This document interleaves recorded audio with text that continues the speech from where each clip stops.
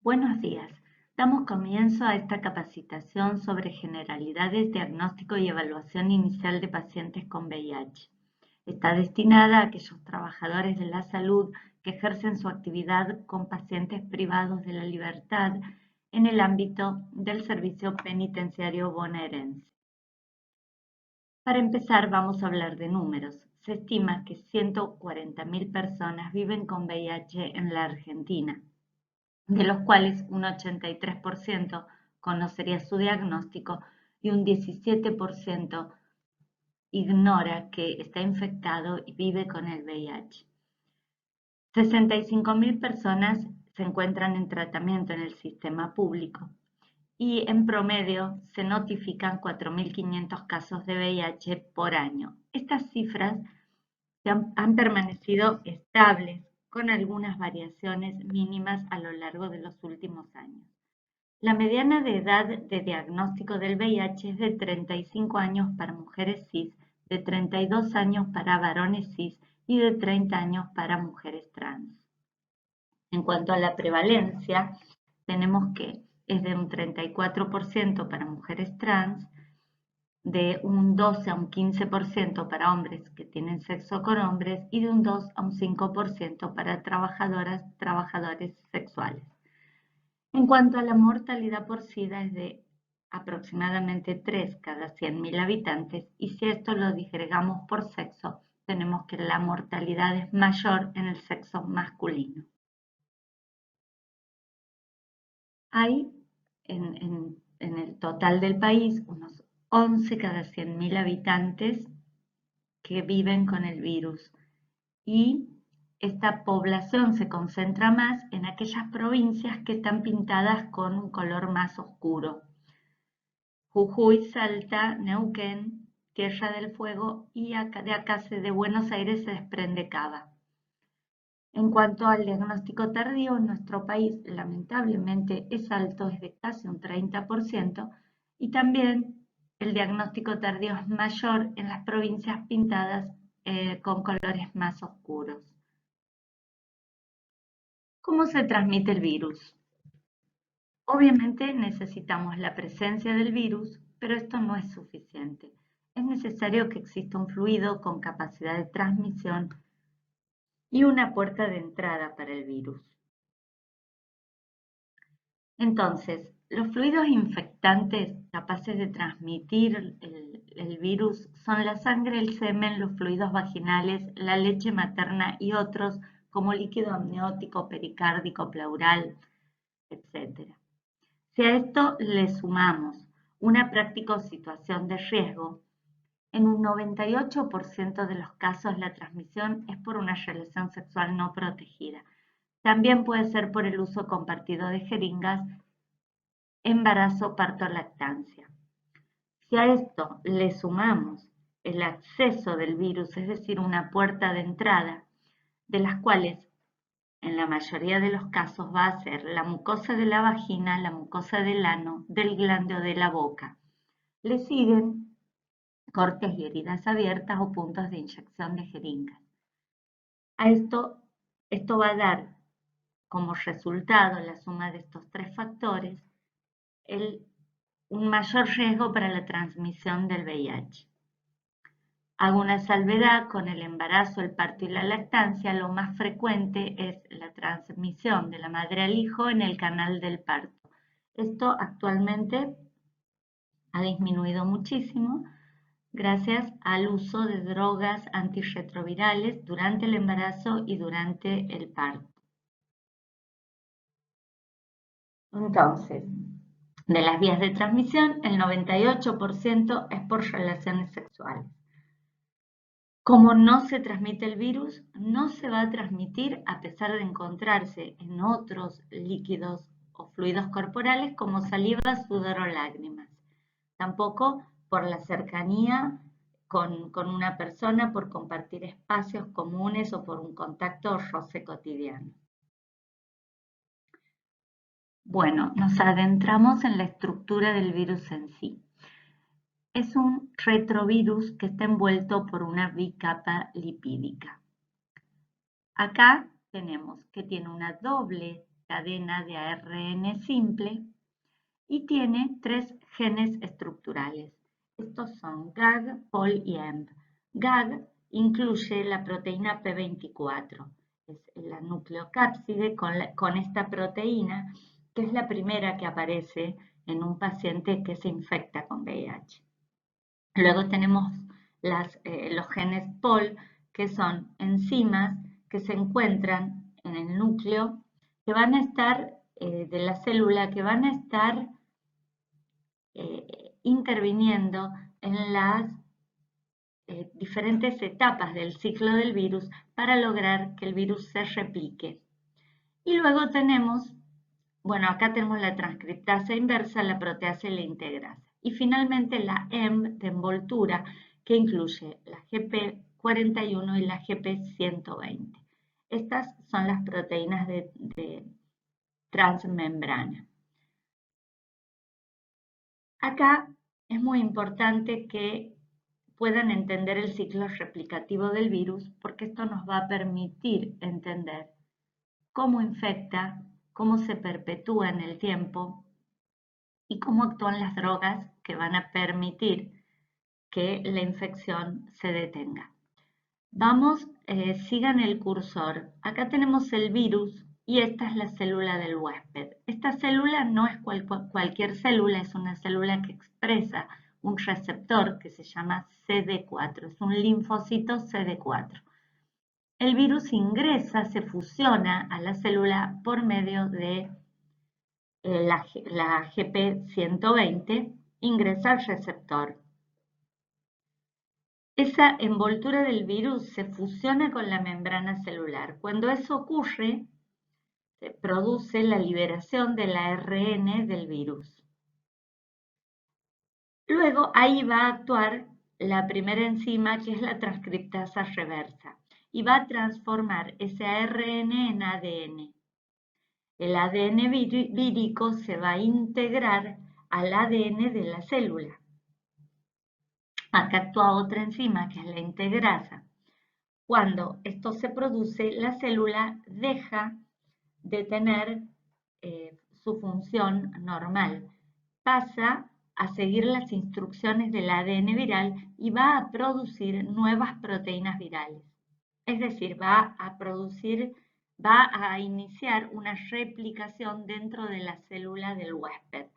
Allí se va a producir el ensamblaje de nuevos viriones, va a actuar otra enzima que es la proteasa y va a permitir que se produzcan miles, millones de virus con capacidad de infectar que van a romper esa célula y van a salir a la circulación a infectar otras células CD4.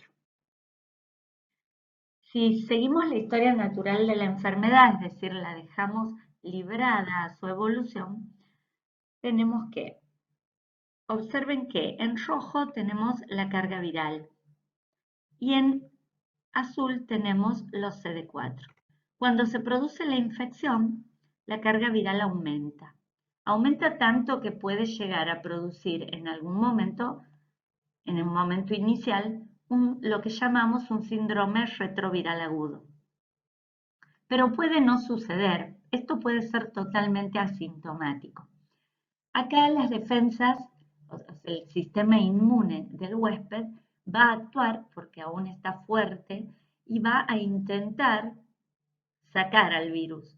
Entonces, inicialmente la carga viral sube, pero luego logra bajar y se ameseta en el tiempo.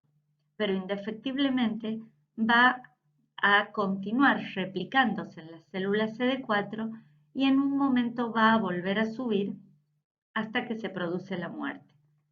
Ahora veamos la línea del CD4. Cuando se produce la infección primaria, el huésped tiene sus CD4 altos, normales, y con el ingreso del virus que ataca a las células CD4 va a disminuir.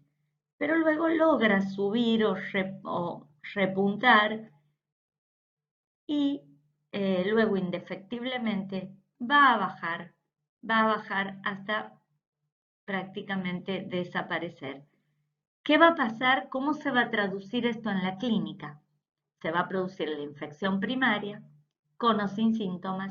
Luego se produce una etapa de latencia clínica que puede durar desde la infección hasta 8 o 10 años y luego van a aparecer con el descenso de los CD4 y el aumento de la carga viral, las enfermedades oportunistas y la muerte. Esta es la historia librada a su evolución natural. ¿Qué pasa? Está el progresor típico, que es el que acabamos de describir, pero también existen otros pacientes, como por ejemplo, están los no progresores a largo plazo, los controladores de elite, en los cuales acá es al revés, tenemos la carga viral en azul y los CD4 en rojo. Entonces tenemos que en el inicio de la infección, los no progresores descienden los CD4, pero pronto se recuperan y se mantienen con niveles elevados durante todo el tiempo. En cuanto a la carga viral, sube, pero en un momento desciende y se mantiene con valores bajos, incluso indetectables, a pesar de tener el virus. La persona, a pesar de tener el virus, va a estar con carga indetectable. Y el progresor rápido es el que, una vez infectado, sube la carga viral, desciende, pero por muy poco tiempo mantiene esta meseta y luego sube rápidamente en el lapso de 1 o 2 años y se produce la etapa del SIDA. Y los CD4 disminuyen en forma estrepitosa en los primeros años de la infección. Estos son los 3 tipos de pacientes que podemos tener. En base a los CD4 y a la clínica del paciente, tenemos las categorías del CDC. Es importante que las conozcan. En base a los CD4, si hay más de 500 células, va a ser la categoría 1, si hay entre 200 y 500 la 2, y si hay menos de 200 la 3. En cuanto a la clínica, va a ser A, el asintomático o aquel que tiene una infección aguda por VIH. B, ahora me detengo con un segundo con la sintomatología B, y C, aquellos que tienen un evento definidor SIDA. Entonces, vamos a hablar de SIDA cuando la persona tiene cualquier evento definidor y acá no importarían los CD4. Entonces, si es C, 1, 2 o 3, es SIDA. Y si es 3, ya sea A, B o C, como va a tener menos de 200 CD4, también estamos hablando de un estadio SIDA. Acá les dejo la descripción de las categorías clínicas en adultos. Solo me detengo en la categoría B, que son aquellos pacientes en los cuales, si no tenemos el diagnóstico confirmado, tenemos que sospechar el VIH porque son aquellos que tienen alguna candidiasis vulvovaginal persistente, que tienen herpes zóster a repetición o en más de una metámera, aquellos que tienen temperatura, tienen fiebre y diarrea durante más de un mes, síntomas bastante, digamos, inespecíficos en los que hay que pensar el VIH y pedir la serología. Y en la C tenemos todas las enfermedades oportunistas. Esta tabla está en todos lados y se puede leer. Bueno, entonces, resumiendo, las enfermedades oportunistas van a afectar cualquier órgano. Tenemos que en el cerebro las más frecuentes, toxoplasmosis, criptococosis, linfoma, tuberculosis, chagoma, leucoencefalopatía. En ojos el citomegalovirus, en boca y garganta y esófago, las candidiasis, la leucoplasia vellosa oral, herpes, Kaposi. En pulmones, neumonía por neumocistis girovesi, lo más frecuente. Hay que mirar la piel porque puede haber lesiones de Kaposi, herpes, histoplasma, genitales, HPV, candidiasis, herpes, hígado, herpes, histoplasmas, kaposi, intestinos, citomegalovirus, cryptosporidium o linfoma, y así muchos más.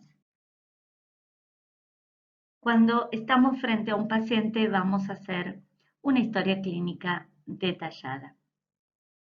Entonces, es muy importante tomarnos un momento para hacer una anamnesis completa con respecto a sus antecedentes, serologías previas, otras enfermedades de transmisión sexual, pero también tener en cuenta otras enfermedades como diabetes, patología cardiopulmonar, renal, hepática, etc.